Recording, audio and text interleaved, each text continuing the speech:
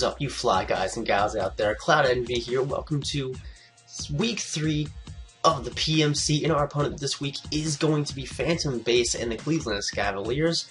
As you can see, we've got a pretty dangerous team running. We got Mega Beedrill, Fortress, Zapdos, Gardevoir, Heatran, and Dragonite. Dragonite's first week out, might I add. Now, he's got a pretty nasty team himself. He's got Empoleon, Victini, Avalugg, Mega Gardevoir, Golurk, and Garbodor.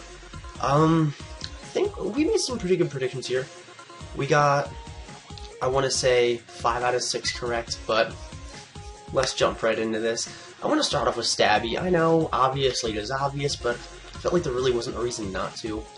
He starts with Garbodor. He made a pretty good prediction, thinking I was going to leave with Stabby, because it walls Mega Beedrill so well. I think Knockoff does, at max, like 50% to a max defense Garbodor, but I didn't feel a need to protect there. We're already faster, so we just kind of U-turn out of there, just play it safe. And it does reveal the Rocky Helmet, so that's good.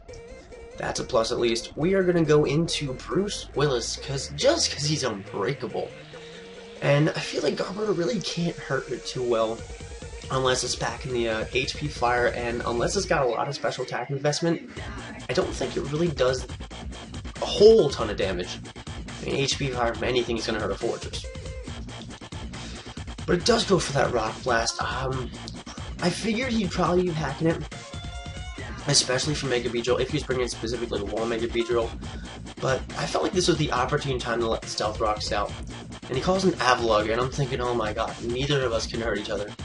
It's just going to turn into a Hazard's spin stall forever, because I'm completely willing to let that drag out until one of us deals enough poke damage to die.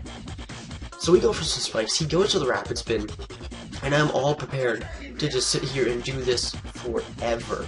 Just forever, until I can get some kind of pattern down to kind of just switch out on. But he's actually going to switch out, and I was really relieved by that. I really didn't want to sit there, because I was not about to just give up. He goes into the 5th of November. Remember, the 5th of November. So we started Rocks back up, and I really thought about switching into Heatran. I did, and he made a great play going for the HP ground. But went for a counter, predicting the V, hoping he'd go for the V create. But I walked into this match 95% positive that this team was going to be scarfed. And he goes for another HP ground, and I'm thinking, this is perfect. We can just get our Hazards back up, so we go for another Spikes layout. And by this point, I'm completely positive he's locking the HP ground. I felt like my best bet was just to go into Zapdos, since we couldn't set up with Dragonite yet. I know it'd be perfect, but not with Avalugg there. He actually goes into Empoleon. On the switch that I go into Zapdos, and I figured this is perfect. I didn't even expect that to happen. But I felt like it was appropriate. I didn't want him to get his rocks off, and I didn't want him to get a defog off. So go for a Thunderbolt here. And it does a pretty decent amount of damage considering we have no special attack investment. But he does get the rocks off. And I'm thinking, okay, he might switch out so we can go for a Toxic. It's like, nope. We made too many over predictions last week. Last week is bad enough, just gotta go with my gut here. So we go for a second Thunderbolt and drop some Empoleon, and we're already looking good. That is the first kill of the game, I believe. So Get a Robo comes out. And I am especially defense-invested Zapdos. I was fearing the Ice Punch, and decided the best bet was probably to go into Fortress. It would also really help me see if he was banded or not, because I really feel like if he's not banded, he has to be Assault Vest. But he goes for Shadow Punch, and that's not banded damage. And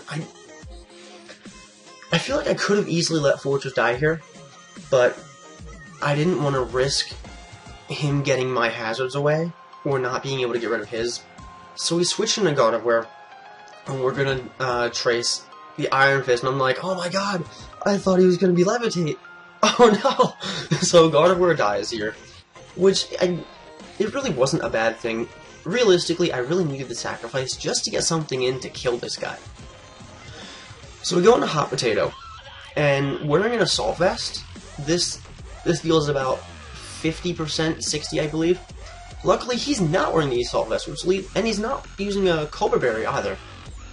So I don't know what kind of item he was carrying, but luckily we got around it.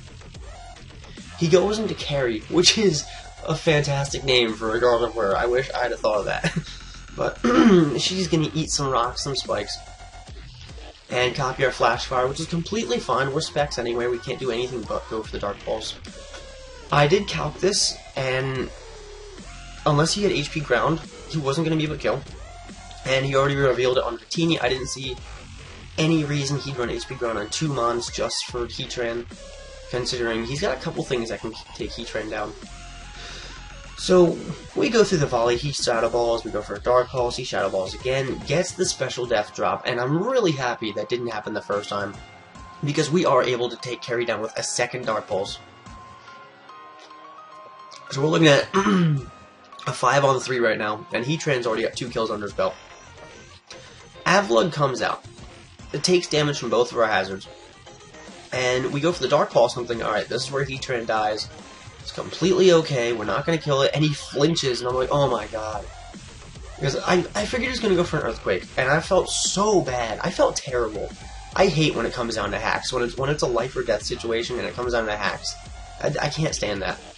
But he did reveal to me that he was actually going to go for the Recover, which would allow me to go for another Dark Pulse again anyway, and basically just kill him on the second way around because we'd go first. But he goes into Victini, and his only real play is to go for the HP ground. It is a 2-on-5 right now, and in that kind of pinch, it's hard to get out of. I felt like at that point, priority number 1 was just to kill Heatran. So we go into Banana, and I feel like this is a safe spot to Dragon Dance, but he goes for the Dazzling Beam, and I'm like, oh my god! He faked that Scarf so well. I thought I was going to die, I did. But luckily, Banana gets to live there. And just look how happy Dragonite is. He's Banana. I love him. But Victini does get O-code by Earthquake, so it wasn't even a problem to take him out now. So he sends back out Garbodor, and if it hadn't already taken damage from the U-turn and the 2 hazards, we wouldn't be able to take it out with his Earthquake. We wouldn't.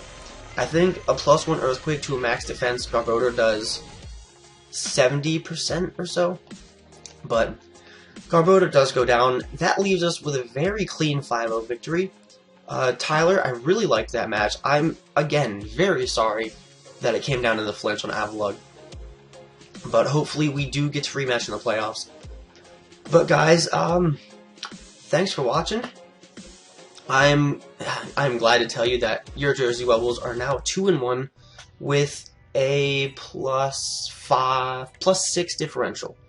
And I'm 100% okay with that. If you can, please check out Phantombass' channel. He's a really great guy, really good battler. Excuse me. But we will be back next time for our Week 4 prep video against Verd, and I'm really, really excited to have that match. He's a great battler, and I think it's really going to push me to verse him this week. So we're going to see what kind of prep we can come up with, and hopefully it works out. But until then, guys, I will see you next time. Stay frosty.